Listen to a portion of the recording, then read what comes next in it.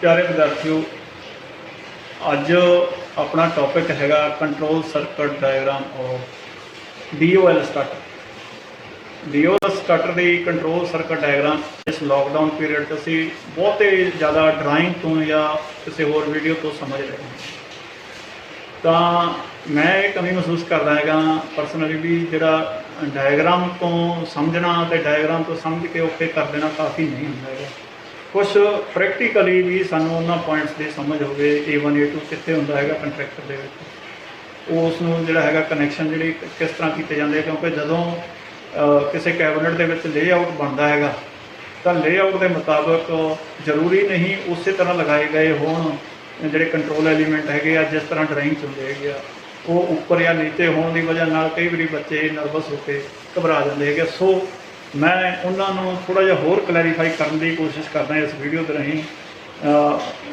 ये पिछले समय के दौरान मैं इस कमी को महसूस किया कुछ खास तरह के ट्रेनर किट्स या ट्रेनर बोर्ड्स जोड़े है ITI में चाहिए है।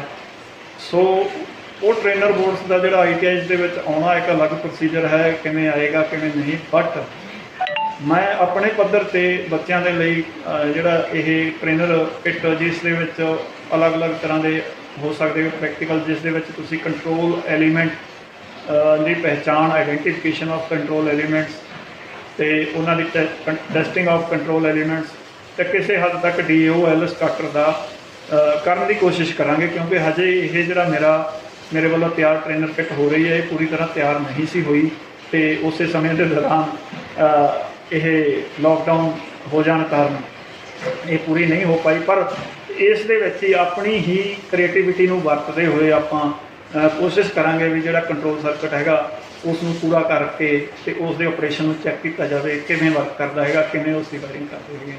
तो मैं कैमरा फ्लिप करके तुहानूं शुरू करता है। जे इत्थे आपां देखिए तो ये एक कंट्रैक्टर इस बोर्ड के उत्ते फिट किया हुआ है। कंट्रैक्टर दे जिस तरह सबनों पता ही है, क्योंकि जदों तुहानूं ये बारे कराया गया जी इसके किहड़े पॉइंट्स होंदे हैगे आ कि इसके पार्ट्स होंदे हैगे आ, उहदे विच तुहानूं एक्सप्लेन किया हुआ है। तो मोस्टली आपां जिहड़ी इनकमिंग सप्लाई हैगी आ वो L1 L2 ते L3 नूं रखदे हैगे, L1 L2 ते L3। इस तरह जिहड़ी आउटगोइंग हैगी आ T1 T2 T3। कई बार सानूं ये भी कहा जाता है 1 3 5 ते सप्लाई देनी है तो दोनों ही ये उत्ते अंकित है। L1 भी अंकित है, 1 नंबर भी अंकित है, L2 भी अंकित है, 3 नंबर भी अंकित है। 1 3 5 भी देखोगे तो भी इसमें सप्लाई देनी है L1 L2 L3। तो इधरों जो तीनों फेस देने है, इधरों जोड़े है तीनों फेस असी लैने है। इस तरह कनैक्शन हो जाते हैं जिस तरह तुसीं देखो। हुण गल ये हैगी इहदी वर्किंग दे विच कोई बहुता फर्क नहीं पैना जे आउट T1 T2 T3 वाले पासे जे असी सप्लाई दे देंगे है तो इधरों लै लेंगे। पर वायरिंग कोड के मुताबिक जोड़ा है सानू सप्लाई देने के लिए 1 3 ते 5 पॉइंट ही वरतने चाहिए है L1 L2 L3, ताकि जोड़ा असी कदे भी कोई होर पैनल के असी लगा रखे है ये कंट्रैक्टर तो वो पता लग जाए आने वाले भी ये इनकमिंग पॉइंट किहड़े ने ते आउटगोइंग पॉइंट किहड़े ने, क्योंकि ये जोड़ा है आम तौर पर असी जो सप्लाई जी है कंट्रैक्टर की इनकमिंग है। कंट्रैक्टर में जोड़े तीनों फेस देने हैं L1 L2 L3। तो ये कनैक्शन इस तो बाद A1 A2 इसकी कोयल के पॉइंट होंगे है A1 तो A2। तो A1 A2 नूं असी जिहड़ी हैगी आ इहनूं सप्लाई देनी हुंदी है, डिपेंड करता है भी जिहड़ी कोयल है इसकी वो सिंगल फेस कोयल हैगी आ जिहड़ी NBC हुंदी है जिन्होंने नो वोल्ट कोयल भी कह दिंदे हैगे, जिसने कि मैगनेटाइज करना हुंदा है इसके कोर नूं। वो जिहड़ी हैगी सिंगल फेस हैगी है या 3 फेस के विचों 2 फेसां वाली हैगी। 2 फेसां दे लई 415 वोल्ट ते अंकित होगी वो, तो नहीं तो वो 230 या 240 वोल्ट अंकित होगा। तो जे 230 240 है तो उन्होंने सिंगल फेस देनी होंगी है A1 A2। हुण ये क्योंकि ये फिक्स हो चुका है नीचे A1 A2 इधर A2 है, इस तरह A1 इधर है तो वो असी सप्लाई दे रखी हैगी कोयल में सप्लाई। तो इस सप्लाई को देने तो बाद ये सप्लाई इस दे सारे टर्मिनल में कनैक्शन करके असी यही टर्मिनल बाहर ले जाते हैं। देखो A1 A2 कोयल की सप्लाई के लिए NC पॉइंट A1 A2 के नाल NC पॉइंट है ये ਇਹ ਕਦੋਂ NC ਹੋਣਾ ਹੈਗਾ, ਜਦੋਂ ਕੰਟੈਕਟਰ ਨੇ ਔਨ ਹੋਣਾ ਹੈਗਾ, ਇਹ ਪੁਆਇੰਟ ਨੇ NC ਹੋ ਜਾਣਾ ਹੈਗਾ ਆਪਸ ਵਿੱਚ A2 ਦੇ ਨਾਲ। ਠੀਕ ਹੈ, ਮਤਲਬ ਜਿਹੜੀ ਸਪਲਾਈ ਇੱਥੇ NC ਤੇ ਆ ਰਹੀ ਹੈਗੀ ਆ 22 ਤੇ, ਉਹ A2 ਨੂੰ ਪਹੁੰਚ ਜਾਣੀ ਹੈਗੀ ਆ। ਇਸ ਤੋਂ ਬਾਅਦ T1 T2 T3 L1 L2 L3, ਇਹ ਤਾਂ ਹੋ ਗਏ ਕੰਟਰੈਕਟਰ ਦੇ। ਹੁਣ ਇੱਥੇ ਆਪਾਂ ਜੇ ਦੇਖੀਏ, ਇੱਥੇ ਲਿਮਿਟ ਸਵਿਚ ਲੱਗੀ ਹੋਈ ਹੈ। ਲਿਮਿਟ ਸਵਿਚ ਦੇ ਵਿੱਚ ਬੇਸਿਕਲੀ ਹੁੰਦਾ ਕੀ ਆ, ਇੱਕ NO ਪੁਆਇੰਟ ਹੁੰਦਾ ਹੈਗਾ, ਇੱਕ NC ਪੁਆਇੰਟ ਹੁੰਦਾ ਹੈਗਾ। ਜਦੋਂ ਲਿਮਿਟ ਸਵਿਚ ਜਾ ਕੇ ਮੂਵ ਕਰਦੀ ਹੈਗੀ ਆਪਣੀ ਮੋਟਰ ਦੇ ਨਾਲ, ਜੋ ਐਂਡ ਤੇ ਜਾ ਕੇ ਕਿਤੇ ਵੀ ਸਟ੍ਰਾਈਕ ਕਰਦੀ ਹੈਗੀ, ਟਕਰਾਉਂਦੀ ਹੈ ਕਿਸੇ ਫਿਕਸ ਸਟ੍ਰਿਪ ਦੇ ਨਾਲ, ਤਾਂ ਉਹ ਪ੍ਰੈਸ ਹੋ ਜਾਂਦੀ ਹੈਗੀ ਇੱਥੋਂ ਜਿਹੜਾ ਇਸ ਦਾ ਲੀਵਰ ਪ੍ਰੈਸ ਹੋਣ ਦੇ ਨਾਲ ਕੀ ਹੁੰਦਾ ਹੈਗਾ, ਜਿਹੜਾ NO ਹੁੰਦਾ ਹੈਗਾ ਉਹ NC ਬਣ ਜਾਂਦਾ ਹੈਗਾ, ਜਿਹੜਾ NC ਹੁੰਦਾ ਹੈਗਾ ਉਹ ਪੁਆਇੰਟ NO ਬਣ ਜਾਂਦਾ। ਅਤੇ ਜੇ ਇਸ ਦੇ NO ਪੁਆਇੰਟ ਵੱਲ ਗੌਰ ਕਰੀਏ ਤਾਂ ਸੇਮ ਫੰਕਸ਼ਨ ਜਿਹੜਾ ਹੁੰਦਾ ਹੈਗਾ ਪੁਸ਼ ਬਟਨ ਔਨ ਵਾਲਾ ਜਿਹੜਾ ਹੁੰਦਾ ਹੈਗਾ ਮੋਟਰ ਦੇ ਵਿੱਚ, ਉਹਦੇ ਵਿੱਚ ਵੀ ਇਹੀ ਕੰਮ ਕਰਦਾ ਹੈਗਾ। ਪੁਸ਼ ਬਟਨ ਦੇ ਵਿੱਚ ਕੀ ਹੈਗਾ, ਜਦੋਂ ਪੁਸ਼ ਬਟਨ ਨੂੰ ਉੱਪਰੋਂ ਪ੍ਰੈਸ ਕਰਦੇ ਹੁੰਦੇ ਆ, ਨੋਰਮਲੀ ਉਹ NO ਹੁੰਦਾ ਹੈਗਾ, ਨੋਰਮਲੀ ਓਪਨ ਹੁੰਦਾ ਹੈਗਾ, ਪਰ ਜਦੋਂ ਪ੍ਰੈਸ ਕਰ ਦਿੰਦੇ ਹੈਗੇ ਤਾਂ ਉਹ NC ਹੋ ਜਾਂਦਾ ਹੈਗਾ। ਤਾਂ ਸੇਮ ਇੱਥੇ ਹੋਣਾ ਹੈਗਾ, ਆਹ ਵਾਲੇ ਪੁਆਇੰਟਸ ਦੇ ਵਿੱਚ ਇਹ ਲਿਮਿਟ ਸਵਿਚ ਦੇ ਪੁਆਇੰਟ ਕੱਢੇ ਹੋਏ ਆ NC ਤੇ NO, ਜਦੋਂ ਪ੍ਰੈਸ ਕਰਾਂਗੇ ਤਾਂ ਇਹਨਾਂ NO ਹੋ ਜਾਣਾ। ਅਤੇ ਇੱਥੇ ਅਸੀਂ ਆਪਦੀ ਕ੍ਰੀਏਟੀਵਿਟੀ ਵਰਤ ਕੇ, ਕਿਉਂਕਿ ਇਸ ਵਕਤ ਜਿਹੜਾ ਹੈਗਾ ਪੁਸ਼ ਬਟਨ ਉਪਲਬਧ ਨਹੀਂ ਸੀਗੇ, ਤਾਂ ਅਸੀਂ ਇਹਨੂੰ ਹੀ ਜਿਹੜਾ ਪੁਸ਼ ਬਟਨ ਦੇ ਤੌਰ 'ਤੇ ਲੈਣਾ ਹੈਗਾ। ਠੀਕ ਹੈ, ਵੀ ਇੱਥੇ ਜਿਹੜਾ ਹੈਗਾ ਔਨ ਕਰਨ ਵਾਲੇ ਬਟਨ ਦੇ ਤੌਰ 'ਤੇ ਇਹਨੂੰ ਲੈ ਕੇ ਆਪਾਂ ਇਹਦੀ ਵਰਕਿੰਗ ਚੈੱਕ ਕਰਾਂਗੇ।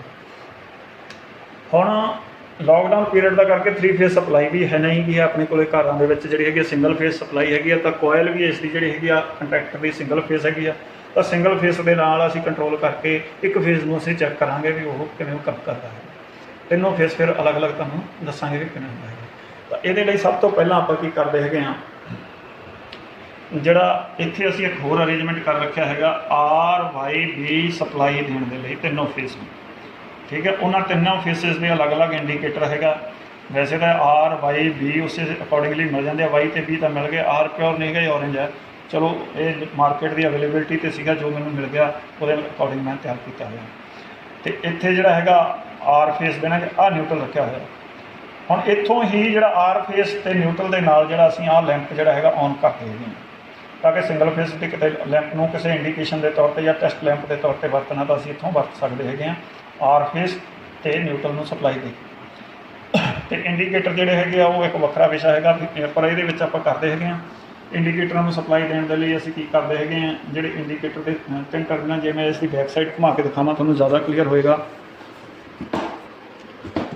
ਇਹ ਬੈਕ ਸਾਈਡ 'ਤੇ ਇੰਡੀਕੇਟਰ ਹੈਗੇ ਤਿੰਨੋਂ, ਇਹਨਾਂ ਦੇ ਜਿਹੜੇ ਹੈਗੇ ਇੱਕ ਪੁਆਇੰਟ ਨੂੰ ਜੋੜ ਕੇ ਜਿਹੜਾ ਹੈਗਾ ਅਸੀਂ ਸਟਾਰ ਬਣਾ ਲਿਆ ਹੈਗਾ, ਤਿੰਨਾਂ ਦਾ ਇਹ ਸਟਾਰ ਬਣ ਗਿਆ ਹੈਗਾ। ਇਹਨੂੰ ਨਿਊਟਰਲ ਵੱਖਰੇ ਤੌਰ ਤੇ ਦੇਣ ਦੀ ਲੋੜ ਨਹੀਂ ਹੈਗੀ। ਠੀਕ ਹੈ, R ਫੇਸ ਇੱਥੇ ਆ ਗਿਆ, Y ਇੱਥੇ ਆ ਗਿਆ, ਅਤੇ B ਤੀਜੇ ਇੰਡੀਕੇਟਰ ਨੂੰ, ਤਿੰਨੋਂ ਅਲੱਗ-ਅਲੱਗ ਇੰਡੀਕੇਟਰ ਨੂੰ R ਵਾਲੇ ਨੂੰ R ਫੇਸ ਦਿੱਤਾ। ਇਹ ਟਰਮੀਨਲ ਤੋਂ ਜਦੋਂ ਇੱਥੇ ਸਪਲਾਈ R ਦੀ ਦੇਵਾਂਗੇ ਤਾਂ ਇੱਥੇ ਪਹੁੰਚ ਜੂਗੀ, ਇਹ ਔਨ ਹੋ ਜੂਗਾ। Y ਦੀ ਇੱਥੇ ਦੇਵਾਂਗੇ ਇਹਨੂੰ ਪਹੁੰਚ ਜੂਗੀ, ਇਹ ਔਨ ਹੋ ਜੂਗਾ। B ਦੀ ਇੱਥੇ ਦੇਵਾਂਗੇ ਇਹਨੂੰ ਪਹੁੰਚ ਜੂਗੀ, ਔਨ। ਠੀਕ ਹੈ, ਫਿਰ ਅਸੀਂ ਜਿਹੜਾ ਹੈਗਾ ਇੱਥੋਂ ਨਿਊਟਰਲ ਜਿਹੜਾ ਹੈਗਾ ਇਹ ਆਹ ਲੈਂਪ ਨੂੰ ਦਿੱਤਾ ਹੋਇਆ, ਆਹ ਫੇਸ ਜਿਹੜਾ ਹੈਗਾ ਇੱਥੋਂ ਲੈਂਪ ਵਾਲਾ, ਇਹ ਲੈਂਪ ਵਾਲਾ ਫੇਸ ਹੈਗਾ ਜਿਹੜਾ, ਉਹ ਅਸੀਂ ਜਿਹੜਾ ਹੈਗਾ ਇੱਥੇ R ਫੇਸ ਦੇ ਨਾਲ ਜੁੜਿਆ ਹੋਇਆ ਹੈ। ਇਸ ਤਰ੍ਹਾਂ ਜਿਹੜਾ ਹੈਗਾ ਇਹਦੀ ਅਰੇਂਜਮੈਂਟ ਕੀਤਾ ਹੋਇਆ। ਹੁਣ ਇੱਥੇ ਕੀ ਹੋਊਗਾ, ਜੇ ਅਸੀਂ ਚੈੱਕ ਕਰਨਾ ਹੋਊਗਾ ਤਾਂ ਸਪਲਾਈ ਆ ਰਹੀ ਹੈਗੀ ਆ ਪਿੱਛੋਂ, ਜਿਹੜੀ ਹੈਗੀ ਆ ਕੰਟੈਕਟਰ ਔਨ ਤੋਂ ਹੋਣ ਤੋਂ ਬਾਅਦ ਆਊਟਪੁੱਟ ਸਾਡੀ ਸਪਲਾਈ ਆ ਗਈ ਕਿ ਨਹੀਂ ਆ ਗਈ। ਅਤੇ ਜਿਹੜੀ ਸਪਲਾਈ L3 'ਤੇ ਦਿੱਤੀ ਹੋਊਗੀ ਉਹ T3 'ਤੇ ਪਹੁੰਚਣੀ ਜ਼ਰੂਰੀ ਆ। T3 ਤੋਂ ਅਸੀਂ ਫੇਸ ਚੱਕ ਕੇ ਇੱਥੇ R ਨੂੰ ਦੇ ਦਿਆਂਗੇ, ਤਾਂ ਉਹ ਕਲੀਅਰ ਹੋ ਜਾਊਗਾ ਸਾਨੂੰ ਜਿਹੜਾ ਹੈਗਾ ਵੀ ਇਹ ਸਪਲਾਈ ਜਿਹੜੀ ਹੈਗੀ ਆ ਪਹੁੰਚ ਗਈ ਆ ਕਿ ਨਹੀਂ ਪਹੁੰਚ ਗਈ ਆ, ਇਹ ਕੰਟਰੈਕਟਰ ਸਹੀ ਵਰਕ ਕਰ ਰਿਹਾ ਕਿ ਨਹੀਂ ਕਰ ਰਿਹਾ। ਸੋ ਹੁਣ ਆਪਾਂ ਜੇ ਸਟਾਰਟ ਕਰੀਏ ਵਾਇਰਿੰਗ ਨੂੰ, ਤਾਂ ਆਪਾਂ ਦੇਖੀਏ ਸਭ ਤੋਂ ਪਹਿਲਾਂ ਤਾਂ ਜਿਹੜਾ ਆਈਸੋਲੇਟਰ ਸਵਿਚ ਹੁੰਦੀ ਹੈਗੀ ਆ MCB ਹੁੰਦਾ ਹੈਗਾ। ਤੋ ਆਪਾਂ ਕਿਉਂਕਿ 3 ਫੇਜ਼ ਸਪਲਾਈ ਹੈ ਨਹੀਂ ਗੀ, ਤਾਂ ਆਈਸੋਲੇਟਰ ਦੇ ਤੌਰ 'ਤੇ ਸਿੰਗਲ ਫੇਜ਼ ਸਪਲਾਈ ਦੀ ਸਵਿਚ ਨੂੰ ਅਸੀਂ ਆਈਸੋਲੇਟਰ ਦੇ ਤੌਰ 'ਤੇ ਸਿਰਫ ਔਨ ਆਫ ਕਰਨ ਦੇ ਲਈ, ਜਾਂ ਇਹਨੂੰ ਇਹ ਕਹਿ ਲਓ ਵੀ ਆਫ ਬਟਨ ਦੇ ਤੌਰ 'ਤੇ ਇਸ ਨੂੰ ਯੂਜ਼ ਕਰਾਂਗੇ। ਜਦੋਂ ਮੋਟਰ ਨੂੰ ਆਫ ਕਰਨਾ ਇਹਨੂੰ ਯੂਜ਼ ਕਰ ਲਾਂਗੇ, ਅਦਰਵਾਈਜ਼ ਨਹੀਂ। ਵੈਸੇ ਤਾਂ ਆਫ ਬਟਨ ਕੀ ਹੁੰਦਾ ਹੈਗਾ, ਜੇ ਅਸੀਂ ਨੋਰਮਲੀ ਉਹ ਕਲੋਜ਼ਡ ਹੁੰਦਾ ਹੈਗਾ, ਅਤੇ ਜਦੋਂ ਉਸ ਨੂੰ ਪ੍ਰੈਸ ਕਰੀਏ ਤਾਂ ਨੋਰਮਲੀ ਓਪਨ ਹੋ ਕੇ ਫਿਰ ਉਹ ਨੋਰਮਲੀ ਨਾਲ ਦੀ ਨਾਲ ਹੀ ਕਲੋਜ਼ ਹੋ ਜਾਂਦਾ ਮੋਟਰ ਦੇ ਆਫ ਹੋਣ ਤੋਂ ਬਾਅਦ। ਪਰ ਇਹਨੂੰ ਅਸੀਂ ਮੈਨੂਅਲੀ ਜਿਹੜਾ ਨੋਰਮਲੀ ਕਲੋਜ਼ 'ਤੇ ਲਿਆਉਣਾ ਹੁੰਦਾ ਹੈਗਾ। ਸੋ ਇੱਥੋਂ ਆਪਾਂ ਜੇ ਸ਼ੁਰੂ ਕਰਦੇ ਹੈਗੇ ਆ ਵਾਇਰਿੰਗ, ਤਾਂ A2 ਨੂੰ ਜਿਹੜੀ ਸਪਲਾਈ ਹੈਗੀ ਆ ਉਹ ਆਪਾਂ ਪੁਸ਼ ਬਟਨ ਤੋਂ ਦੇਣੀ ਹੁੰਦੀ ਹੈਗੀ ਆ। ਹੁਣ ਇਹਦੇ ਵਿੱਚ ਇੱਕ ਹੋਰ ਮਿਸਿੰਗ ਚੀਜ਼ ਹੈਗੀ ਆ, T1 T2 T3 ਵਾਲੇ 'ਤੇ ਓਵਰਲੋਡ ਰਿਲੇ ਲੱਗਣੀ ਹੁੰਦੀ ਹੈਗੀ। ਓਵਰਲੋਡ ਰਿਲੇ ਸਾਡੇ ਕੋਲ ਉਪਲਬਧ ਨਹੀਂ ਹੈਗੀ। ਜੇ ਪਿੰਨ ਵਾਲੀ ਹੋਵੇ ਡਾਇਰੈਕਟਲੀ ਵੀ ਇਨਸਰਟ ਹੋ ਜਾਂਦੀ ਹੈਗੀ ਆ, ਤਾਂ ਉਹਨੂੰ ਅਸੀਂ ਸਕਿਪ ਕਰ ਰਹੇ ਹੈਗੇ ਹਾਂ ਓਵਰਲੋਡ ਰਿਲੇ। ਹੁਣ जे इत्थों देखिए NO वाले पॉइंट तो इत्थे असीं सब फेज़ देना हैगा, इत्थों असीं फेज़ लैना हैगा। ठीक है, जदों इधरों पुश बटन प्रैस करांगे तो इत्थे फेज़ पहुँचेगा जिन्नी देर प्रैस रहेगी। जदों प्रैस नूं उपरों फोर्स लगाउणों छड्डते उहनूं फ्री छड्डता तो ये NO हो जाएगा। इहनूं इसे वायर नूं फिर असीं कित्थों देवांगे, इस दे A2 पॉइंट नूं कंट्रैक्टर दे नूं देता हैगा। ਇਹਦਾ मतलब ये फेज़ जिहड़ा हैगा प्रैस करन ते A2 नूं मिल जूगा। A1 ते फिर सीधी जी गल, क्योंकि ये सिंगल फेज़ हैगी है कोयल इसकी, इत्थे न्यूट्रल देना बनता हैगा। ਆਪਾਂ न्यूट्रल जरूरी नहीं फेज़ ते न्यूट्रल उल्ट हो सकता है, पर इनू समझण दे लई ताकि सानू क्लैरिटी बनी रहे तो इनू असीं न्यूट्रल लेके चल रहे हैं A1 नूं असीं न्यूट्रल दे के, न्यूट्रल क्योंकि डायरैक्ट ही जानी हुंदी हैगी आ, तो इनू असीं जिहड़ा लैंप वाले न्यूट्रल ताकि सानू इंडीकेशन भी आ जाए उत्थों दे के ਇਹਦੇ ਨਾਲ ही जोड़ ਲਈ जानी है अपनी एक होर वायर जिन्हों असी थ्रो सॉकेट न्यूट्रल देना है। इनू हजे फ्री छड्ड लेने है, सप्लाई आप एंड ते देनी है जो सारे कनैक्शन हो गए। इस तो बाद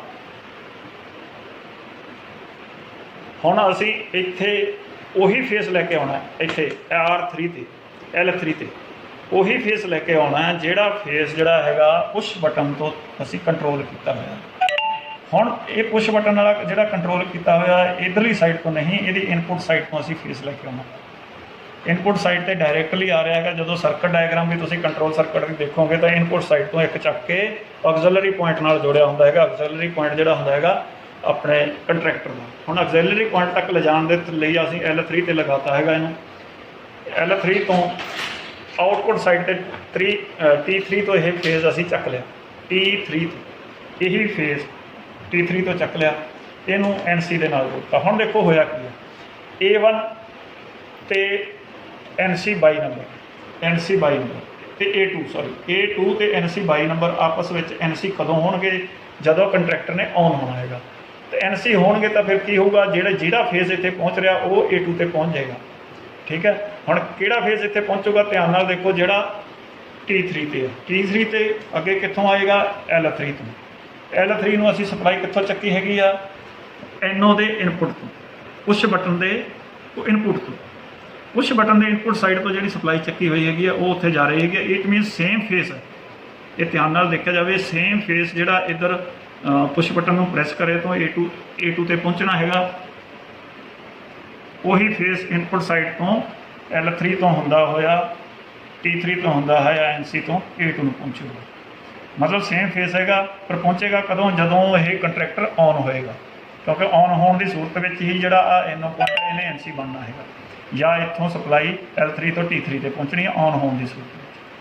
तो सो ये जिहड़ा सर्किट सीगा, इस तो बाद फिर असीं इहनूं ऑन करन दे लई हुण असीं चैक भी करनी हैगी वर्किंग, कोई इंडीकेशन भी होनी चाहिए हैगी, तो उहदे लई असीं जिहड़ा लैंप नूं यूज़ करांगे, लैंप नूं R फेस असीं देना हैगा तो असीं इत्थों दे सकते हैं, क्योंकि जदों NC ते पहुँच गया, NC 22 इस पॉइंट ते जदों पहुँच गया जित्थों कि A2 नूं सप्लाई दित्ती हुंदी है, जे इत्थे फेस पहुँचदा हैगा तो इट मीनस की हैगा,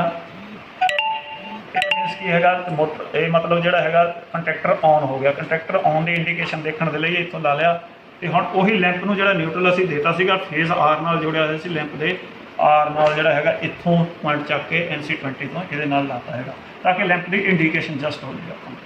तो इस तरह जिहड़ा हैगा ये सर्किट लगभग कंप्लीट हो गया। हुण न्यूट्रल देण दे लई असीं डायरैक्ट वायर जिहड़ी हैगी इत्थे एक छड्डी होई सीगी, ते फेस देण दे लई जिहड़ा हैगा असीं इनपुट साइड ये रखी हुई हैगी NO की। ये असीं फेस दे लई एक एक्सट्रा कनैक्टिंग लीड लगा लेने हैगे आ, कनैक्टिंग लीड लगा के ये फेस इत्थे आ गया। हुण ये दोनों वायर्स फेस वाली input side from push button face वाली एक, तो दूसरी जिहड़ी हैगी इधर न्यूट्रल वाली, क्योंकि न्यूट्रल कॉमन दिता होया दोनों नूं, बल्ब अपने जिहड़ा इंडीकेटिंग लैंप आ उहनूं भी, ते नाल जिहड़ा हैगा कोयल नूं, कोयल दा न्यूट्रल इधर A1 ते, तो वो इन्हां दोवां नूं जिहड़ा दिता होया, ये दोनों वायर नूं जिहड़ा हैगा असीं हुण सॉकेट दे विच लगा दिंदे हैगे आ।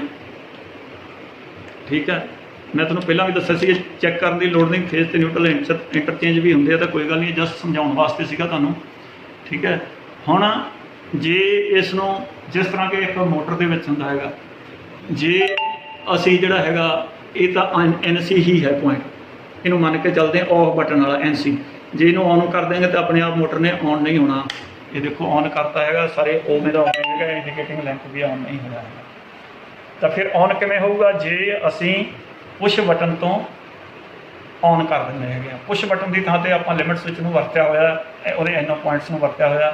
ਇਹ ਸਾਡੀ ਕ੍ਰੀਏਟੀਵਿਟੀ ਹੈ, ਕਿਉਂਕਿ ਲੋਕਡਾਊਨ ਪੀਰੀਅਡ 'ਚ ਸਾਡੇ ਕੋਲ ਪੁਸ਼ ਬਟਨ ਮਾਰਕੀਟ ਦੇ ਵਿੱਚ ਅਰੇਂਜ ਕਰਨੇ ਮੁਸ਼ਕਿਲ ਸੀਗੇ, ਤਾਂ ਮੈਂ ਘਰ ਤੋਂ ਇਹ ਵੀਡੀਓ ਬਣਾ ਰਿਹਾ। ਹੁਣ ਜਦੋਂ ਇਹਨੂੰ ਪ੍ਰੈਸ ਕਰਦੇ ਹੈਗੇ ਤਾਂ ਇੱਥੇ ਕੰਟੈਕਟਰ ਔਨ ਹੋ ਚੁੱਕਾ ਹੈਗਾ। ਕੰਟੈਕਟਰ ਔਨ ਹੋ ਕੇ ਇਹ ਲੈਂਪ ਜਿਹੜਾ ਹੈਗਾ ਔਨ ਹੋ ਚੁੱਕਾ ਹੈਗਾ। ਲੈਂਪ ਔਨ ਹੋਣ ਦਾ ਮਤਲਬ ਇਹ ਹੈ ਵੀ ਕੰਟੈਕਟਰ ਦੇ ਆਊਟਪੁੱਟ ਸਾਈਡ 'ਤੇ ਸਪਲਾਈ ਪਹੁੰਚ ਚੁੱਕੀ ਹੈਗੀ ਆ। ਅਤੇ ਇਹਦਾ ਮਤਲਬ ਇੱਕ ਪੁਆਇੰਟ ਜਿਹੜਾ ਹੈਗਾ L3 ਤੋਂ T3 'ਤੇ ਪਹੁੰਚ ਚੁੱਕੀ ਆ, ਅਤੇ ਨਾਲ ਹੀ ਜਿਹੜਾ ਕੰਟੈਕਟਰ ਹੋਲਡ ਵੀ ਹੋ ਗਿਆ। ਚਾਹੇ ਅਸੀਂ ਇਹਨੂੰ ਛੱਡ ਵੀ ਦਿੱਤਾ ਹੈਗਾ, ਪੁਸ਼ ਬਟਨ ਨੂੰ ਛੱਡ ਵੀ ਦਿੱਤਾ ਹੈਗਾ। ਪੁਸ਼ ਬਟਨ ਨੂੰ ਛੱਡਣ ਦਾ ਮਤਲਬ NO ਤੋਂ ਸਪਲਾਈ ਆਉਣੀ ਬੰਦ ਹੋ ਗਈ ਹੈ। ਦੇਖੋ ਜੇ ਇਸ ਨੂੰ ਉਤਾਰ ਵੀ ਦੇਵਾਂਗੇ, ਉਤਾਰ ਵੀ ਦਿੱਤਾ ਹੈ NO ਵਾਲੀ ਸਾਈਡ ਤੋਂ, ਇਹ ਮਤਲਬ A2 ਨੂੰ ਸਪਲਾਈ ਇੱਧਰੋਂ ਬੰਦ ਹੋ ਗਈ। ਇਹਦਾ ਮਤਲਬ ਸਪਸ਼ਟ ਹੈ, ਉਤਾਰਨ ਤੋਂ ਬਾਅਦ ਇਹ N22 ਤੋਂ A2 ਨੂੰ ਸਪਲਾਈ ਪਹੁੰਚ ਰਹੀ ਹੈਗੀ ਹੈ। ਠੀਕ ਹੈ, ਇਸ ਤਰ੍ਹਾਂ ਜਿਹੜੀ ਇਸ ਦੀ ਵਰਕਿੰਗ ਚੈੱਕ ਹੋ ਗਈ। ਹੁਣ ਕੀ ਹੈਗਾ, ਆਮ ਤੌਰ 'ਤੇ ਕੀ ਹੁੰਦਾ, ਜਦੋਂ ਪਿੱਛੋਂ ਪਾਵਰ ਫੇਲੀਅਰ ਹੁੰਦਾ ਹੈਗਾ ਜਾਂ ਪਾਵਰ ਕੱਟ ਲੱਗਦਾ ਹੈਗਾ, ਤਾਂ ਜਿਹੜਾ ਆਪਣਾ ਮੋਟਰ ਬੰਦ ਹੁੰਦੀ ਹੈਗੀ ਆ ਅਤੇ ਆਪਣੇ ਆਪ ਔਨ ਨਹੀਂ ਹੁੰਦੀ। ਹੁਣ ਆਪਾਂ ਇਹ ਪਾਵਰ ਫੇਲੀਅਰ ਕਰਤਾ ਹੈਗਾ, ਪਾਵਰ ਫੇਲੀਅਰ ਕਰਤਾ ਤਾਂ ਇੱਧਰੋਂ ਸਪਲਾਈ ਚਲੀ ਜਾਣ ਕਰਕੇ ਲੈਂਪ ਆਫ ਹੋ ਗਿਆ, ਮੀਨਸ ਮੋਟਰ ਜਿਹੜੀ ਬੰਦ ਹੋ ਗਈ ਹੈ। ਹੁਣ ਜੇ ਸਪਲਾਈ ਆਉਂਦੀ ਹੈਗੀ ਆ ਤਾਂ ਮੋਟਰ ਔਨ ਆਪਣੇ ਆਪ ਨਹੀਂ ਹੋਊਗੀ। ਜਦੋਂ ਇੱਥੋਂ ਔਨ ਕਰਤਾ ਸਪਲਾਈ ਆ ਗਈ, ਪਰ ਮੋਟਰ ਆਪਣੇ ਆਪ ਨਹੀਂ ਆਉਂਦੀ। ਜਦੋਂ ਪੁਸ਼ ਬਟਨ ਤੋਂ ਔਨ ਕਰਦੇ ਹੈਗੇ ਆ, ਮੋਟਰ ਔਨ ਉਦੋਂ ਹੀ ਹੁੰਦੀ ਹੈਗੀ। ਮੋਟਰ ਔਨ ਉਦੋਂ ਹੀ ਹੁੰਦੀ ਆ ਪੁਸ਼ ਬਟਨ ਤੋਂ ਔਨ ਕਰਨ ਦੀ। ਸੋ ਇਹ ਜਿਹੜਾ ਹੈਗਾ ਮੈਂ ਅਰੇਂਜਮੈਂਟ ਤਾਂ ਕੀਤਾ ਸੀਗਾ, ਮੈਂ ਕਿਹਾ ਪ੍ਰੈਕਟੀਕਲੀ ਵੀ ਤੁਸੀਂ ਦੇਖ ਸਕੋ ਇਹ ਵਰਕ ਕਿੱਦਾਂ ਕਰਦਾ ਹੈਗਾ। ਅਤੇ ਜੇ ਚੰਗਾ ਲੱਗੇ ਤਾਂ ਸ਼ੇਅਰ ਵੀ ਕਰਨਾ ਬੱਚਿਓ, ਅਤੇ ਇਹਦੇ ਨਾਲ ਤੁਹਾਨੂੰ ਹੋਰ ਵੀ ਆਈਡੀਆ ਕਲੀਅਰ ਹੋ ਜਾਂਦੇ ਹੈਗੇ ਆ ਕੰਟਰੋਲ ਸਰਕਟ ਦੇ। ਅਤੇ ਉਮੀਦ ਕਰਦੇ ਹਾਂ ਵੀ ਅਸੀਂ ਇਹਨੂੰ ਹੋਰ ਵੀ ਡਿਵੈਲਪ ਕਰਾਂਗੇ, ਪੂਰਾ ਟ੍ਰੇਨਰ ਸਟਾਰ ਡਾਟਾ ਸਟਾਰਟਰ ਵਾਲਾ ਬਣਾਵਾਂਗੇ। ਖਰਚੇ ਕਾਫੀ ਕਰ ਰਹੇ ਹਾਂ, ਕਰਦੇ ਰਹਾਂਗੇ ਯਥਾ ਸ਼ਕਤੀ। ਅਤੇ ਤੁਹਾਡੇ ਲਈ ਬਣਾਏ ਹੈਗੇ ਆ। ਜੇ ਤੁਸੀਂ ITI ਆਉਂਦੇ ਆ ਤੁਹਾਨੂੰ ਇਹ ਪ੍ਰੈਕਟੀਕਲ ਕਰਨ ਨੂੰ ਵੀ ਮਿਲੇਗਾ।